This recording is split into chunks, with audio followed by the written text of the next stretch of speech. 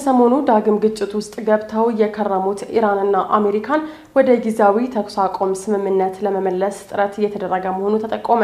አሜሪካና ኢራን ባለፉት 2 ሳምንታት ሲያካሂዱት የነበረውን የእርስ በርስ ጥቃታቸውን ለሁለተኛ ቀን ካቆሙ በኋላ ወደ ጊዜያዊ የተኩስ አቁም ስምምነት ለመመለስ ጥረት እየተደረገ መሆኑ ተነግሯል።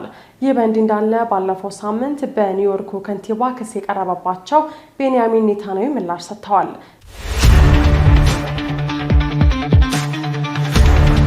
አሜሪካና ኢራን ለ2 ሳምንታት ያክል ሲሰነዛዘሩት የነበረውን የእርስ በርስ ጥቃት ካቆሙ ሁለተኛ ቀናቸውን አሳልፈዋል። ይህም ወደ ድርድር ለመመለስ የሚደረጉ የጥረቶች አካል ነው ተብሏል። በቅርቡ ጊዜ የተካሄዱት የተኩስ ልውውጦች ጊዜያዊ የተኩስ አቁም ስምምነትን በእጅጉ ያዳከሙ ቢሆንም አሸማጋይ ሀገራት ሁለቱን ወገኖች በንግግር ጠረጴዛ ላይ ለማቆየት እየመከሩ መሆኑም ተገልጿል። አሜሪካ የኢራን የባህር ዳርቻ አካባቢዎችና መሰረተ ልማት ኢላማ ካደረገች በኋላ ለምን ጥቃቷን እንዳቆመችም ግልጽም አይደለም። ይህ ሁኔታ የተከሰተው ኢራን በሆርሙዝ ባህር ወሽመጥ የሚያልፉ መርከቦችን በተኮሰችበት ምክንያት ለ2 ሳምንታት ገደማ በዘለቀው ውጥረት ማሻቀብ ውስጥ ነው። የአሜሪካው ፕሬዝዳንት ዶናልድ ትራምፕ ለድርድሩ ትንሽ ቦታና እድል እየሰጡ መሆኑን በተባበሩት መንግስታት የአሜሪካ አምባሳደር ማይክ ዋልትዝ ለፎክስ ኒውስ ተናግረዋል። ዋልትዝ እንዳሉት ኦማንና ኢራን እንዲሁም ሌሎች የአሜሪካ ተደራዳሪዎች ባለፉት ሳምንታት በተለይም ባለፉት ጥቂት ቀናት ውስጥ ከፍተኛ ደረጃ እስከ ቴክኒካዊ ደረጃ ድረስ ውይይት ሲያደርጉም ቆይተዋል። የአሜሪካ የጠለፋ መሳሪያዎች ክምችት እያለቀ ነው የሚለውን ሐሳብ ዋልትዝ ውድቅ ቢያደርጉትም ባለሙያዎች ግን አሜሪካና ኢራን ጥቃታቸውን ለምን ያክል ጊዜ መቀጠል እንደሚችሉ ጥርጣሬ አላቸው።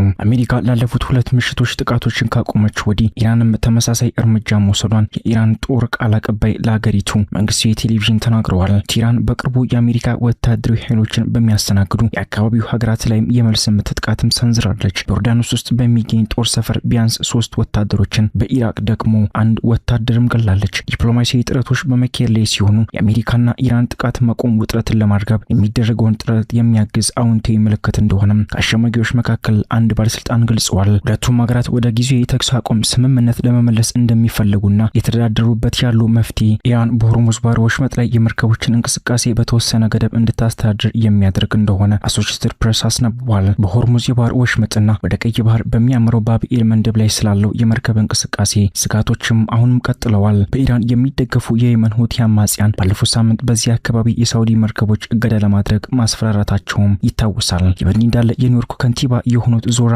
ማምዳኒ ባለፈው ሳምንት ዓለም አቀፍ የወንጀለኛው ፍርድ ቤት ያወጣውን የእስር ማዘዣ ለማስፈጸም ተናግረው የነበረ ቢሆንም በኋላ ላይ የህግ ድጋፍ እንደሌላቸው በመግለጽ አስተያየታቸውን ሰጥተዋል። የእስራኤሉ ጠቅላይ ሚኒስትር ቤንያሚን ኔታንያሁ የኒውዮርክ ከንቲባ በቁጥጥር ስር ሊያውላቸው ቢዝቱም በመንግስታቱ ድርጅት ጉባኤ ላይ ለመታደም ማቀዳቸውን ተናግረዋል። ጠቅላይ ሚኒስትሩ ለፎክስ ኒውስ እንደተናገሩት ማምዳኒ ቀደም ሲል በሰጡት አስተያየት ስጋት እንደማይገባቸው ተናግረው ከንቲባው ጥላቻን ያነሳሳሉ ሲሉ ወንጅለዋል። ኔታንያሁ እርሱ የሁሉም የኒውዮርክ ነዋሪዎች ከንቲባ መሆን አለበት፣ ነገር ግን አንዱን ቡድን በሌላኛው ላይ ለማስነሳት እየሞከረ ነው ሲሉም ተናግረዋል። ማምዳኒ ኔታንያሁ ህዝብ ላይ ለተፈጸመ አስከፊ የዘር ማጥፋት ወንጀል ዋና አቀንቃኝና የጦር ወንጀለኛ መሆናቸውን እንዲሁም ኔታንያሁ ከ73000 በላይ ለሚሆኑ ሰዎች ሞት፣ በ10 ሺዎች የሚቆጠሩ ህጻናት ለአካል ጉዳት መዳረግ እንዲሁም ህጻናት ያለማደንዘዣ እጅና እግራቸው እንዲቆረጥ ምክንያት መሆናቸውን ተናግረው እንደነበርም አይዘነጋም።